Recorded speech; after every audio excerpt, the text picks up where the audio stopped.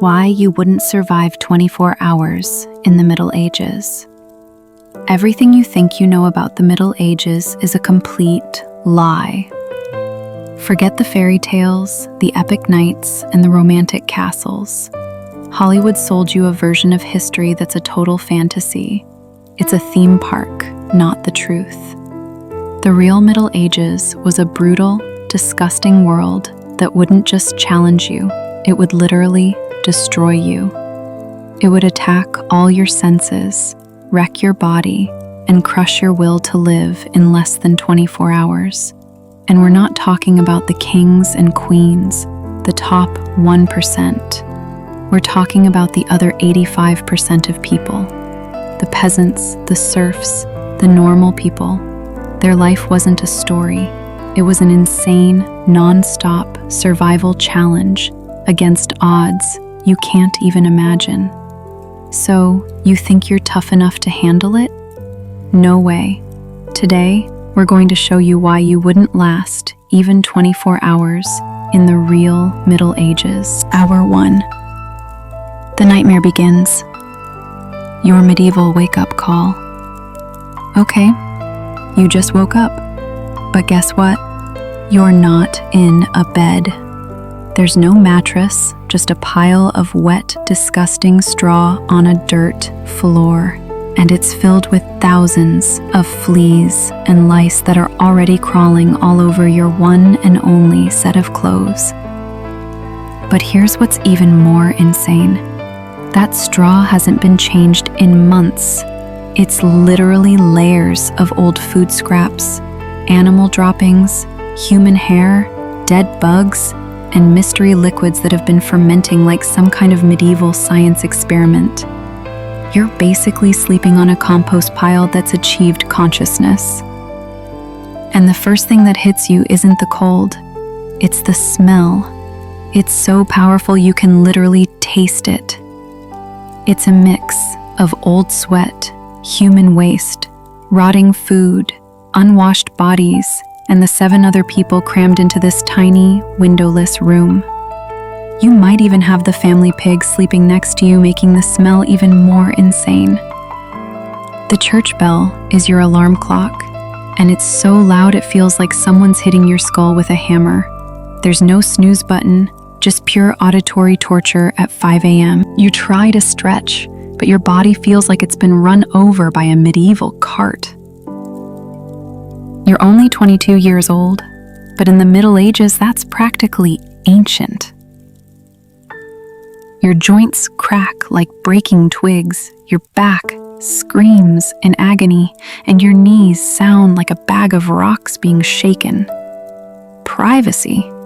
What's that? Your entire family sleeps in the same room. Parents, kids, grandparents, maybe a random cousin who never left, plus the animals. There's no bedroom door, no curtains, no personal space. You're never alone because there are always bugs, rats, and 8 other people breathing on you. You're dying of thirst. But the only water is from the same river the entire village uses as a toilet. Drinking it is literally like playing Russian roulette with deadly diseases like cholera, typhoid, and dysentery. You're starving, but the only thing to eat is this gross, dark bread made of cheap grain mixed with sawdust and tree bark. And here's the craziest part. It might be poisoned with a fungus called ergot that gives you terrifying hallucinations, violent seizures, and then your limbs literally rot and fall off your body. It's been 10 minutes, and you've already faced filth, poison, and thirst that would send a modern person into complete panic. Your 24-hour challenge has just begun, and the world is already trying to kill you. Hour 2. The bathroom horror show. So, you've crawled out of your medieval bed of nightmares. Now, you need to use the bathroom. There isn't one. There's no toilet seat, no toilet paper, and definitely no flush. Going to the bathroom is an adventure that could literally end in death. Your bathroom is a wooden bucket behind the house that's already overflowing because Uncle Wolfgang had explosive diarrhea after eating moldy turnips. The smell is so bad it could knock out a horse. You do your business, and then here's the insane part. You dump it directly into the street. That's right, the street. You're supposed to yell, "Watch out below," in Old French, before hurling it out the window.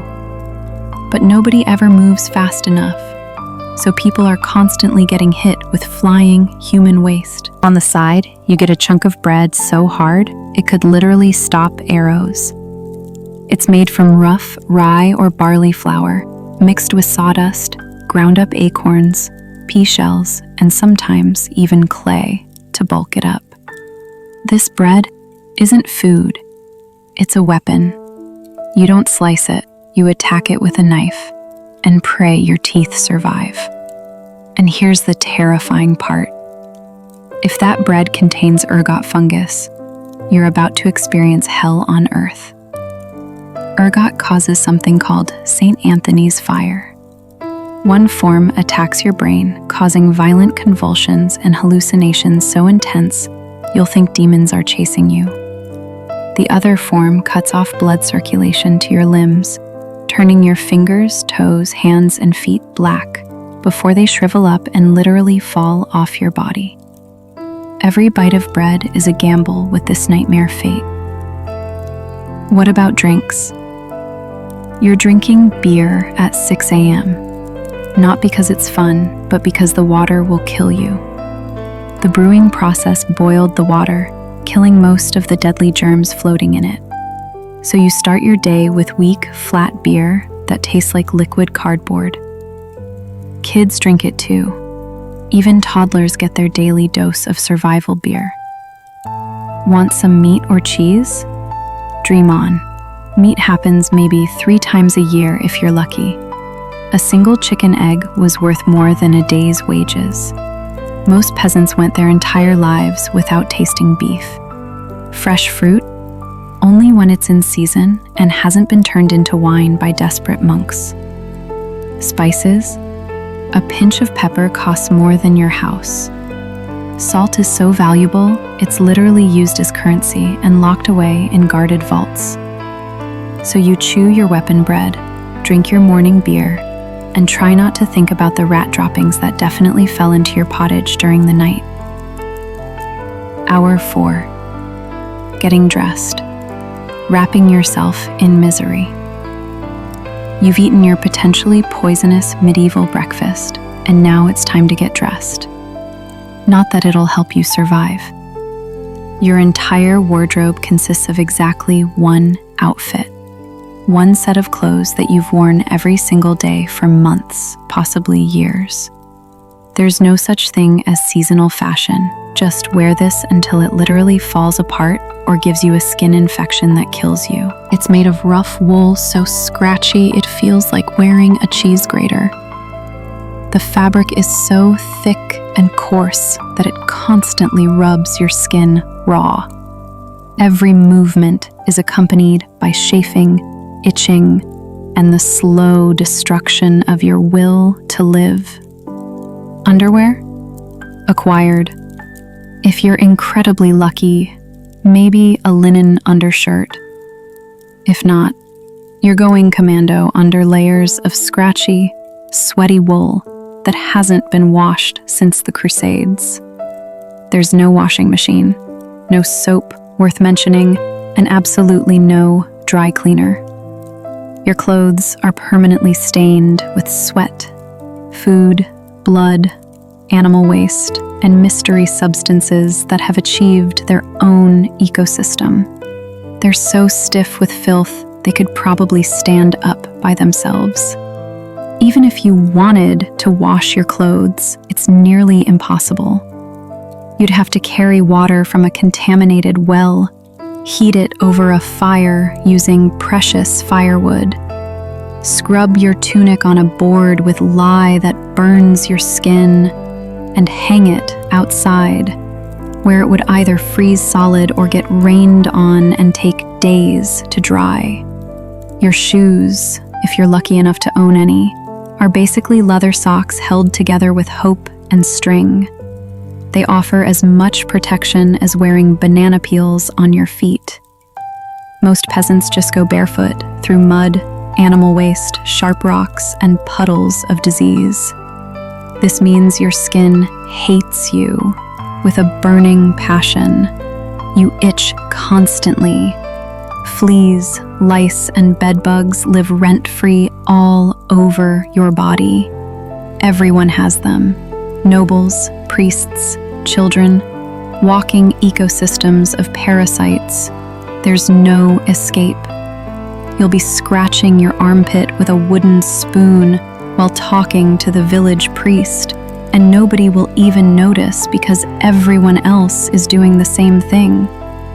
Your skin is raw and bleeding from constant scratching. Your scalp is a battlefield of bites and infected wounds. If you develop a rash, and you will, there's no doctor, no medicine, no relief. You just suffer through months of burning, itching misery while trying not to scratch yourself to death. Hour 5. Medieval dental hygiene. Your mouth becomes a horror movie. Now that you're fully dressed in itches and damp wool, it's time to flash that morning smile. Except you don't, because in the Middle Ages, opening your mouth is basically showing off a crime scene. There's no toothbrush, no toothpaste, no mouthwash, no dental floss, and definitely no dentist. The idea of cleaning your teeth is about as popular as bathing, which is to say, not at all. Some people might chew on a frayed twig or rinse with wine, but mostly your teeth are fighting a losing battle against decay, bacteria, and time. By age 25, your mouth looks like something from a nightmare. Cavities are everywhere. Your gums are swollen, bleeding, and probably infected. Those aren't just food stains on your teeth. That's active rot eating away at your skull from the inside. You have more decay in your mouth than a medieval garbage dump. Sugar is becoming more common among rich people, and guess what? It's destroying their teeth faster than a battering ram. If you're wealthy enough to afford imported sugar, congratulations. You get to rot your teeth at lightning speed while showing off your wealth. Toothaches aren't just pain, they're agony that makes you consider ending it all. The kind of throbbing, skull-splitting torture that never stops, never gets better, and drives people literally insane. And the treatment? A barber surgeon pulls your teeth out with iron pliers by candlelight with zero pain medication.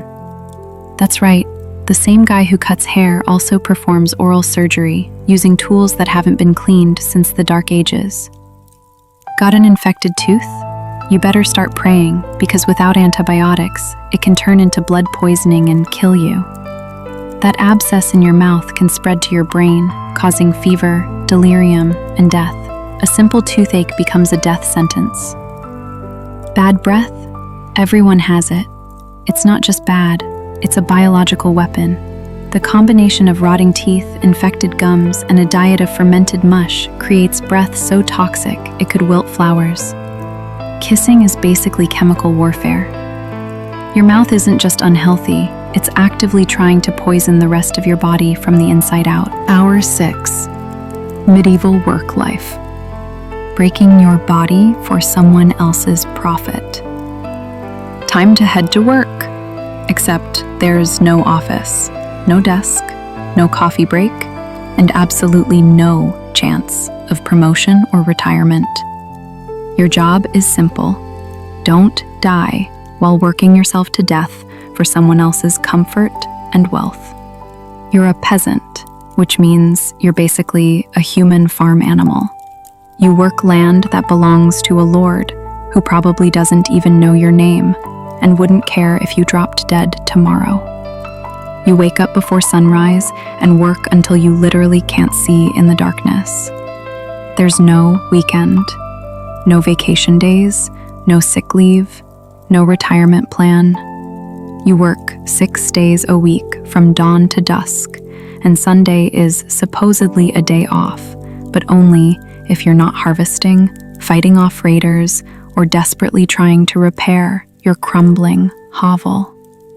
Your tools are basically sticks with metal attached, a wooden plow that weighs more than you do, a rusty sickle that's duller than a butter knife, and whatever bones are still functioning in your rapidly deteriorating body.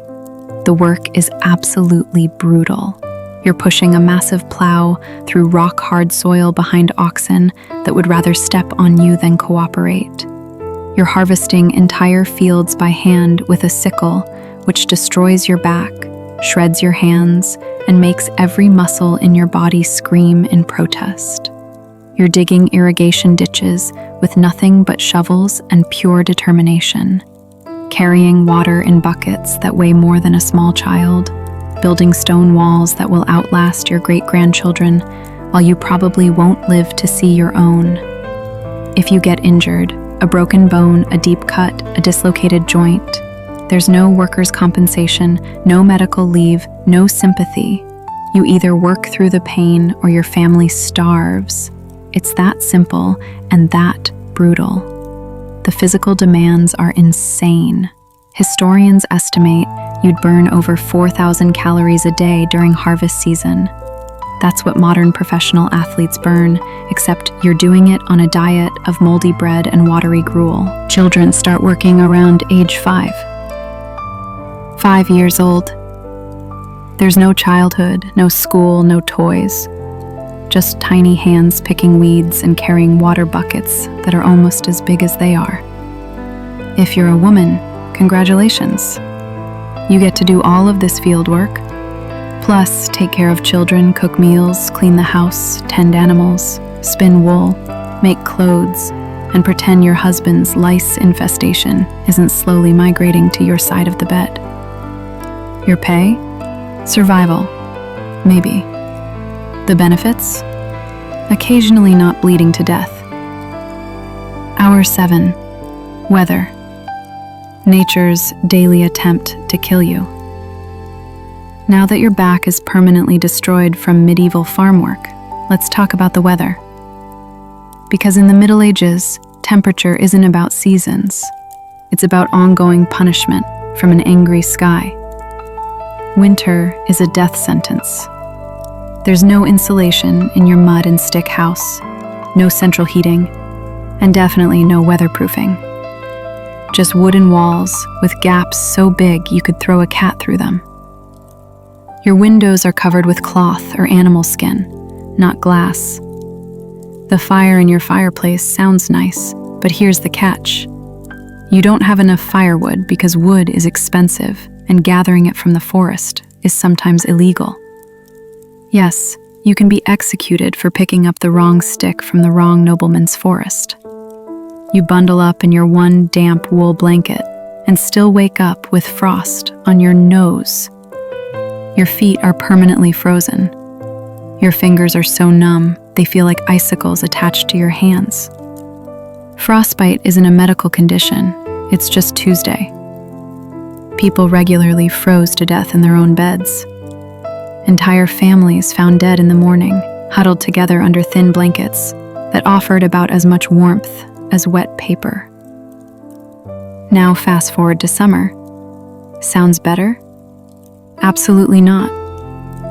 In summer, your mud hut becomes a clay oven. There's no ventilation, no breeze, and absolutely no deodorant. You're trapped in layers of wool clothing because showing skin is scandalous. So you're basically steaming yourself alive in your own sweat. The heat is so intense that food spoils in hours. Meat becomes a bacterial playground.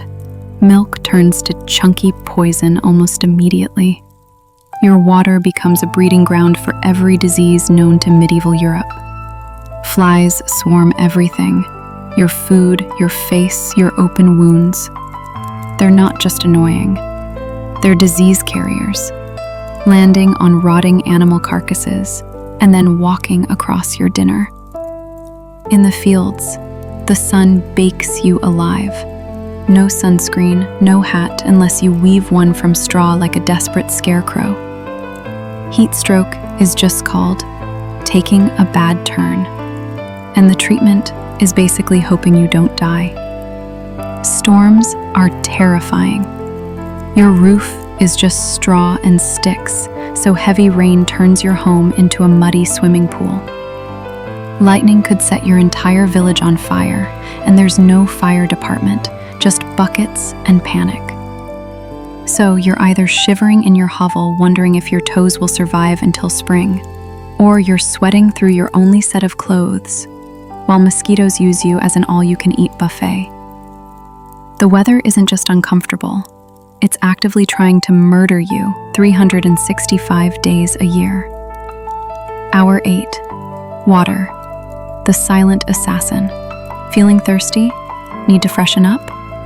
Want to splash some water on your face to wake up from this damp fever dream? Too bad. Water isn't your friend. It's a liquid assassin waiting to destroy you from the inside out. That crystal clear stream looks refreshing, like something from a fairy tale. But here's the horrifying truth. Upstream, someone just dumped a chamber pot full of human waste into it. If not that, then a decomposing pig is marinating in it. Dead animals, human excrement, and the entire germ army of medieval Europe are having a pool party in every water source. Parasites like tapeworms, roundworms, and flukes are swimming around, waiting to make your intestines their permanent vacation home. Cholera and typhoid bacteria are multiplying faster than rabbits. One sip could send you into explosive diarrhea that literally dehydrates you to death. That's why everyone drank beer instead. Weak, small beer that was safer than water because the brewing process boiled it. Even 3-year-old children were drinking beer for breakfast, lunch, and dinner, not because medieval parents were party animals, but because water was a death trap. What about bathing? People believed that hot water opened your pores and let disease in. That's right, washing yourself was considered medically dangerous. The protective layer of dirt and grease on your skin was supposedly keeping you healthy. Public bathhouses existed, but they quickly became places for gossip, scandal, and medieval hookups. The church shut many of them down because apparently getting clean led to getting frisky. Even if you wanted to bathe, it was an enormous production. You'd need to fetch contaminated water from a well, boil it over a fire using precious fuel, fill a wooden tub that leaked everywhere, and then hope nobody else used it before you, or after you, with their medieval diseases. Rainwater sounds pure, right? Wrong. It was collected in open barrels where birds defecated, insects bred, rats drowned, and moss grew. It was basically nature's petri dish of death. So, whether it's going in your mouth, on your body, or onto your crops, water in the Middle Ages is less of a life source and more of a liquid lottery ticket to the afterlife. Hour 9, medieval medicine, where the cure is worse than the disease. So you drank the water, or ate the bread, or just existed in medieval Europe for more than 5 minutes. Either way, you're sick. You need medical help. You need a doctor. Too bad you live in the Middle Ages, where medicine is basically torture with a theology degree and a side of prayer. Every single thing wrong with you. Fever, cough, broken bone, mysterious rash, or the Black Death itself is caused by your humors being out of balance. Blood, phlegm, yellow bile, and black bile. Medieval doctors believe your health depends on keeping these imaginary fluids balanced like some kind of internal chemistry set from hell. Got a fever? Obviously too much blood. The solution? Bloodletting. They'll drain your life force into a bowl using a dirty blade or hungry leeches.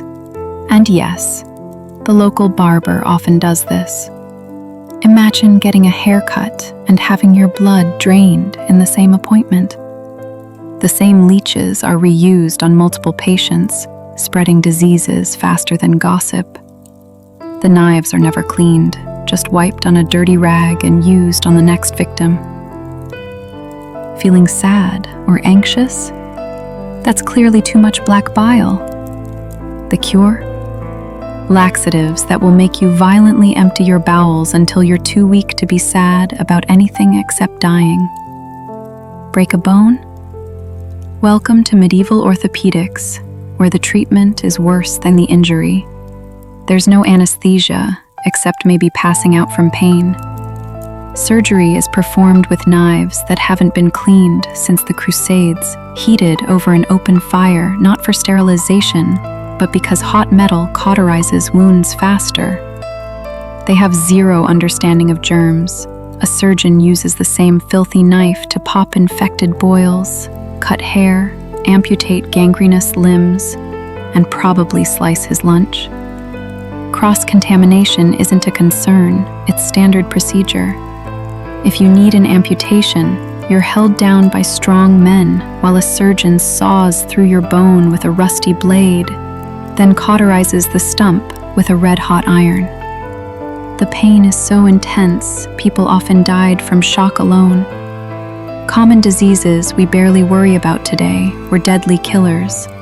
The flu wiped out entire families.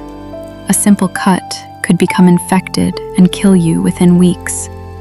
Dysentery turned your intestines into a battlefield, and the cures were often insane. They'd pack open wounds with animal dung as a healing poultice, which guaranteed tetanus. They'd prescribe drinking mercury for syphilis, which poisoned you faster than the disease. Medieval medicine wasn't about healing, it was about accidentally discovering new ways to die. Hour 10. Food. Russian roulette on a plate. After dodging medical malpractice, it's finally time for dinner.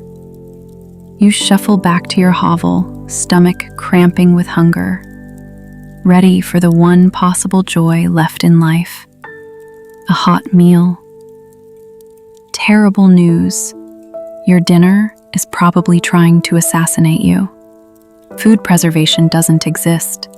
There's no refrigeration, no freezing, just salt if you're rich, smoke if you have wood, or the desperate hope that winter air keeps things from rotting too fast.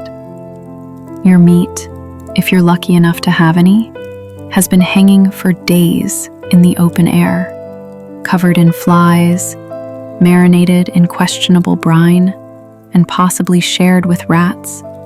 It's green around the edges and smells like a battlefield. But here's where it gets truly insane. During bad harvest years, desperate people bulk up bread with tree bark, sawdust, ground bones, and even clay to make it last longer. You're literally eating dirt to survive. And if it's rye season, welcome to the ergot lottery. This fungus doesn't just make you sick, it makes you hallucinate while your limbs rot off. Ergotism comes in two delightful varieties: the kind that makes you see demons and have violent seizures, or the kind that cuts off blood circulation until your fingers and toes turn black and literally fall off your body. Every bite of bread is a gamble with this nightmare fate. You could go to bed with 10 fingers and wake up with 7. Vegetables? Only if they're in season and haven't rotted. And you know what's always available? Turnips. Endless, soul-crushing turnips. Boiled turnips, mashed turnips, turnips floating in that disgusting pottage that's been fermenting since your grandfather's funeral. Dairy products are bacterial warfare in liquid form. Fresh milk spoils in hours and becomes a culture medium for every disease in medieval Europe. Cheese and butter are loaded with parasites and bacteria, but people eat them anyway because the alternative is starvation. Spices? A pinch of pepper costs more than your annual income. Most flavor comes from onions, salt if you're incredibly fortunate, and the tears of desperation. But food isn't just dangerous, it's political. All the good stuff, deer, rabbits, fish from certain rivers, belongs to the local lord. Get caught poaching a rabbit to feed your starving family? You could be fined, imprisoned, mutilated, or executed. Your dinner could literally get you hanged. So you sit down to your gray, gritty stew by flickering candlelight, knowing that every spoonful could be your last, either from the food itself or the nobleman who owns the land it came from. Hour 11. Religion rules everything. God is watching, and he's not happy. It's evening. You've worked yourself half to death, barely survived dinner, and your body feels like it's been through a medieval blender. But don't get comfortable, because God is watching. So is the priest, and so is your neighbor Agnes, who will absolutely report you to the church authorities if you so much as yawn during prayers.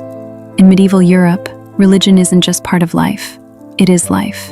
The church controls your calendar, your laws, your thoughts, your birth, your marriage, your death, and everything in between. Think of it as having Big Brother, except Big Brother claims to speak for the Almighty and has the power to literally burn you alive. Every single day is structured around prayer bells that ring constantly. Morning prayers, noon prayers, evening prayers, midnight prayers. The church bell doesn't just ring, it commands your attention, like a medieval fire alarm that never stops. Miss a prayer? Sin. Eat meat on Friday? Sin. Think impure thoughts about your neighbor's wife? Double sin. And hell isn't just real. It's described in vivid, terrifying detail by priests who seem to enjoy painting pictures of eternal torture, lakes of boiling blood, demons with red-hot pitchforks, and screaming that never ends. You can't read the Bible yourself because it's written in Latin, and learning Latin without permission is suspicious. You rely completely on the church to interpret everything for you. If the priest says your crop failure is because you didn't pray hard enough, well, time to get those knees bloody from kneeling. Tithes, 1/10 of everything you own, are mandatory. You grow 10 bushels of wheat, hand over 1. You raise chickens, the church gets eggs. You have nothing? Congratulations, you're spiritually and financially bankrupt, which apparently makes you extra sinful. Holidays aren't fun, they're holy days. Dozens of them throughout the year. But they're not for relaxation or enjoyment. They're for attending Mass, fasting until you feel faint, confessing your sins to a priest who judges your soul, and reminding yourself that happiness is probably a dangerous indulgence. Question the church? That's heresy, punishable by being burned alive while crowds cheer. Think you know better than the priest? Blasphemy. Suggest that maybe the church shouldn't be so wealthy while everyone else starves? Sedition. Witchcraft accusations are everywhere. Old woman knows about herbs? Witch. Woman argues with her husband? Witch. Woman owns a cat? Definitely a witch. The trials usually involve drowning or burning, and somehow you're guilty either way. So you go through the motions like a medieval robot. You chant Latin words you don't understand. You bow until your back breaks. You confess sins you're not sure you committed. You pray desperately that when you finally escape this dirt-covered nightmare of a life, your soul might make it to paradise, assuming the priest doesn't hold a grudge. Hour 12. Being a woman. Playing life on nightmare mode. If you thought being a medieval peasant was rough, try doing it as a woman. Take all the filth, famine, disease, and terror we've already covered. Then add childbirth, legal invisibility, and the constant threat of being burned as a witch. Being a medieval woman is like playing the world's deadliest video game on impossible difficulty, with no save points and no extra lives. From the moment you're born, your life path is carved in stone. Marry young, produce heirs, serve your husband, die exhausted. Education? Forget it. Unless you're from a noble family and shipped off to a convent, your intellectual development stops at learning to churn butter without dying of boredom. Marriage happens terrifyingly young. It's not weird to be engaged at 12 and pregnant by 14. It's not about love, compatibility, or even basic human decency. It's about land deals, livestock trades, and political alliances. Your opinion isn't just ignored, it literally doesn't exist.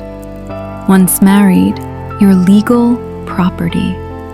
Your job is to produce male heirs, feed everyone, keep the house running, tend animals, and never, ever complain.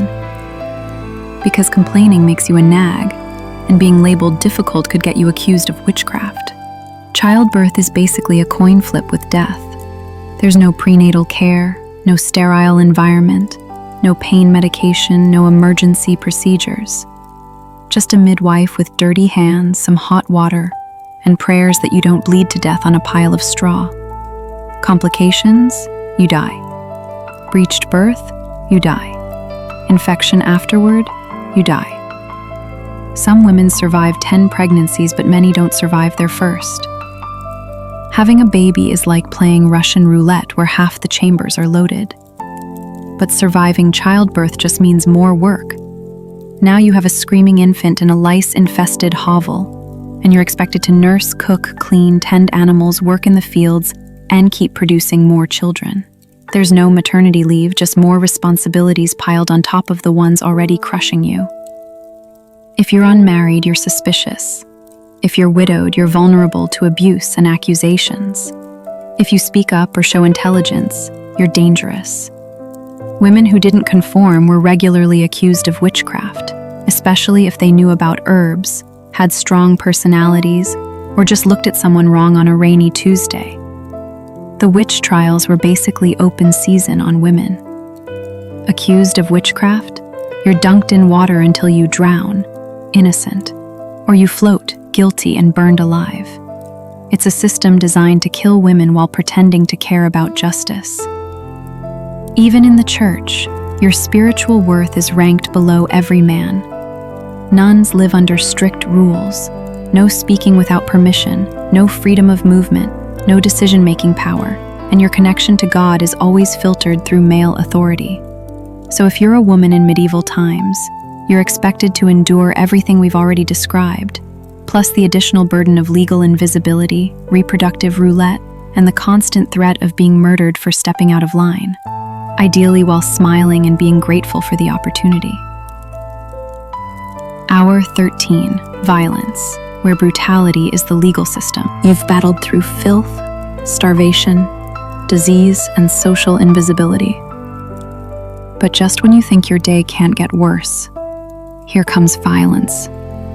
Loud, bloody, public, and completely acceptable by medieval standards. Let's be crystal clear. The Middle Ages were not peaceful. The idea of law and order mostly meant, hope the local lord isn't having a bad day and decides to take it out on you. Violence is everywhere. In homes, streets, battlefields, church disputes, and sometimes in line at the communal bread oven when someone cuts in front of you. Crime is common, punishment is brutal, and justice is basically performance art designed to terrify everyone into submission. Steal a loaf of bread to feed your starving family? They'll cut off your hand in the town square while everyone watches and cheers. Accused of lying about something trivial? Your tongue gets pierced with hot iron. Gossip too much? Meet the scold's bridle, a metal cage strapped to your head with spikes that pierce your tongue if you try to speak. But here's where it gets truly insane. Let's say you're accused of something serious: heresy, theft, witchcraft, looking at a nobleman funny. How do you prove your innocence? Through torture, obviously. Welcome to trial by ordeal, where God supposedly decides your guilt through systematic abuse. In trial by hot water, you stick your hand into boiling water to retrieve a stone. They bandage it up. And if it heals without infection in 3 days, you're innocent. If it gets infected, which it almost always does because medieval bandages are basically dirty rags, you're guilty and face additional punishment. Trial by cold water is even better. They tie you up and throw you into a blessed river. If you sink and drown, the water accepted you and you're innocent, but also dead, so congratulations on your posthumous vindication. If you float, the water rejected you because you're guilty, so they drag you out and execute you anyway. It's a perfect lose-lose situation designed by people who clearly failed basic logic. And the punishments? They're public spectacles designed to traumatize entire communities into obedience. For minor crimes, you're locked in the stocks in the town square while people throw garbage, rotten food, and human waste at your face for hours. For serious crimes, the punishments are absolutely monstrous. Thieves get their hands chopped off with dull axes. Counterfeiters have molten metal poured down their throats. Traitors face drawing and quartering, being tied to 4 horses that run in different directions, until you literally come apart like a medieval piñata filled with blood and screaming. But the worst punishment was the breaking wheel. An executioner would use a heavy iron hammer to systematically smash every single bone in your body, starting with your fingers and toes and working up to your arms and legs, leaving you conscious and in agony for hours before you finally died. Domestic violence? Completely normal and legally protected. Husbands were expected to discipline their wives and children with sticks, whips, and fists. There were laws about how thick the stick could be. No thicker than your thumb. Hence, rule of thumb. But beating your family was considered good parenting and responsible marriage management. Street fights happened constantly. You could get stabbed just for looking the wrong way at a drunk nobleman's horse. Bar brawls end in death, not just bruises. Everyone carries knives, because you never know when you'll need to defend yourself or just cut your impossibly hard bread. And war? Always brewing somewhere. Local feuds, territorial disputes, religious crusades, royal succession battles. Someone's always marching off to stab someone else in the name of honor, God, land rights, or just plain boredom. Violence isn't a breakdown of medieval society. It is medieval society. Everyone lives with the constant knowledge that life is fragile, justice is arbitrary, pain is entertainment, and your neighbor might bash your skull in over a property dispute involving 3 chickens and a goat. Hour 14. Death comes early and often. You've somehow survived through the lice, the leeches, the liquid filth masquerading as water, and the constant threat of public execution. But now comes the final boss of medieval life, death, which arrives early, often, and usually without an invitation. If you're still breathing past age 40, you're basically a walking miracle. You might even be called the Ancient One, which sounds cool but really just means you've survived long enough to become a statistical anomaly. Let's break down the numbers, and they're horrifying. Average life expectancy hovers around 30 to 35 years, but that's heavily dragged down by infant mortality rates that would make modern parents have nightmares. Nearly half of all children died before their 5th birthday. Half. A simple cold could become fatal pneumonia. A minor cut could become infected and kill within days. If you survived childhood, congratulations, you entered adulthood already physically destroyed. Work began as soon as you could hold a tool, around age 5 or 6. And by 25, your body was falling apart like a house built from wet sticks. Missing teeth, broken bones that healed wrong, joints that sounded like grinding stones, and a back permanently bent from endless labor. For women, childbirth was basically scheduled appointments with the Grim Reaper. It was one of the leading causes of death for medieval women. No antiseptics, no surgical intervention, no blood transfusions. Just prayer, hot water, and someone holding your hand while you potentially bled out on a straw mattress. Many women died not from the birth itself, but from infections afterward that turned their bodies into bacterial battlegrounds. For men, death came through different but equally brutal channels. Farming accidents with sharp tools and large animals, infections from minor wounds that turned gangrenous, workplace injuries in mills, quarries, or blacksmith shops, getting caught in the wrong place during a nobleman's bad mood, crusades that turned into one-way trips to foreign graveyards. The Black Death deserves special mention because it killed between 75 to 200 million people, roughly 30 to 60% of Europe's population. Entire cities became ghost towns overnight. Families went to bed healthy and were found dead in the morning. The disease spread so fast that bodies piled up in streets because there weren't enough living people left to bury the dead. But death could also arrive quietly through starvation during bad harvest years. Entire regions would slowly starve over months, with people eating bark, grass, and eventually each other. Cannibalism during famines wasn't unheard of, it was documented reality. And when you died, you were lucky to get a proper burial. Bodies were often buried quickly in mass graves to prevent disease spread.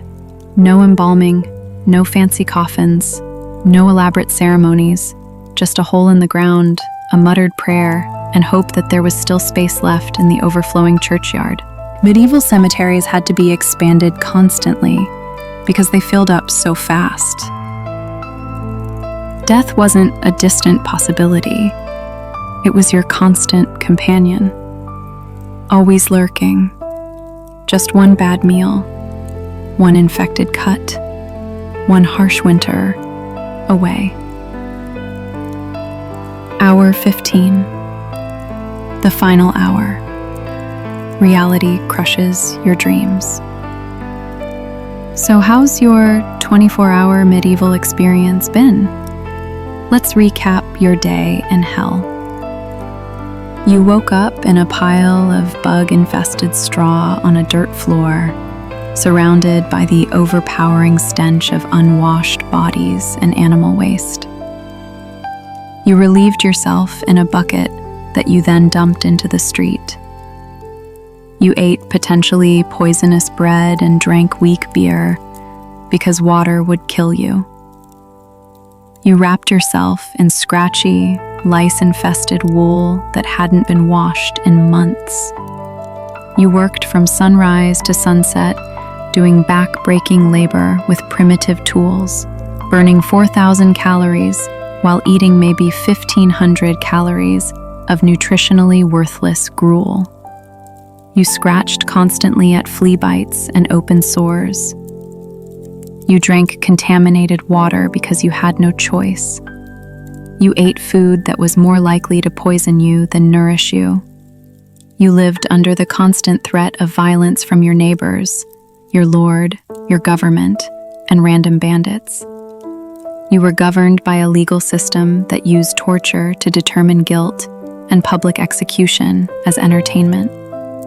You were controlled by a church that threatened eternal damnation for the smallest infractions. If you were a woman, you faced all of this, plus the additional horrors of forced marriage, deadly childbirth, legal invisibility, and the constant threat of being burned as a witch. Still dreaming of becoming a medieval knight? Think again. That romanticized fantasy version of the Middle Ages. Gallant heroes, noble quests, beautiful princesses, magnificent castles, is complete fiction, polished by Hollywood and fairy tale books. Even the nobles weren't living in luxury. Castles were freezing stone prisons filled with drafts, rats, and political intrigue. Sure, you had a fur cloak and a goblet of wine, but you also had a 50% chance of dying in battle, being poisoned by rivals, or succumbing to the same diseases that killed peasants. Your fancy castle had no plumbing, no heating, and was constantly under siege by someone who wanted to kill you and take your stuff. The good old days weren't good. They were a relentless survival nightmare. Everything took longer, hurt more, and came with deadly consequences. Life wasn't an adventure. It was an endurance test that most people failed. There was no upward mobility, no social safety net, no modern medicine, no internet to Google, "Why is my leg turning black?" You lived, suffered, worked, and died within a 10-mile radius of where you were born, and you were lucky if you made it to 30. But here's the most incredible part. Through all of this, the filth, the pain, the constant threat of death, the crushing poverty, the religious oppression, the violence, the disease, people still found ways to laugh, sing songs, tell stories, fall in love, and create meaning. Not because life was easy, but because humans are amazingly, stubbornly resilient. They built cathedrals that took centuries to complete, knowing they'd never see them finished. They composed music that survived longer than kingdoms. They told stories that we still know today. They loved their children fiercely, despite knowing half of them wouldn't survive to adulthood. But make no mistake, you wouldn't have survived 24 hours in their world.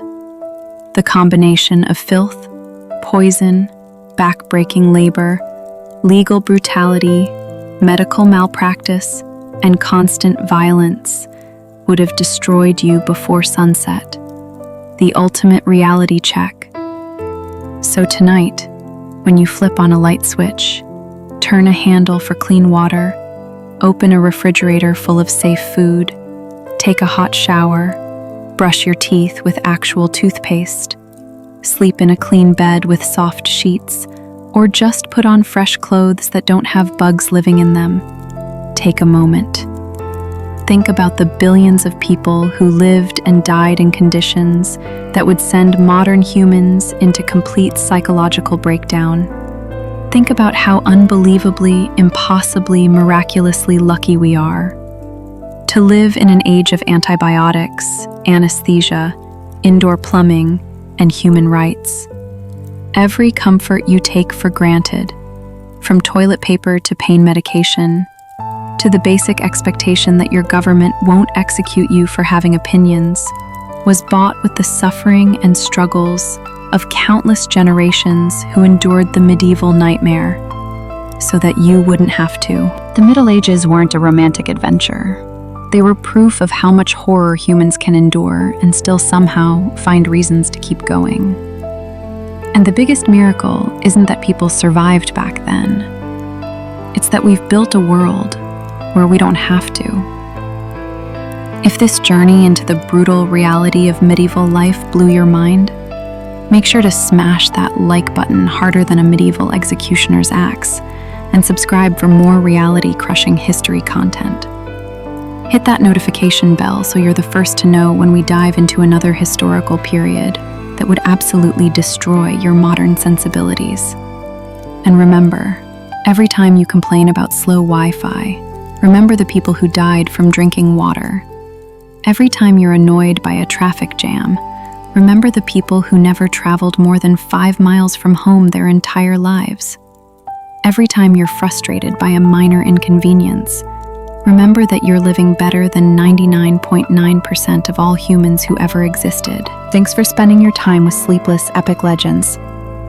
If our story helped you relax, unwind, or escape for a while, be sure to like, comment, and share with someone who could use a moment of calm, or a little chill. Don't forget to subscribe and turn on notifications so you never miss a new episode. And tell us in the comments, what kind of stories would you love us to cover next? Your next favorite might be just one suggestion away.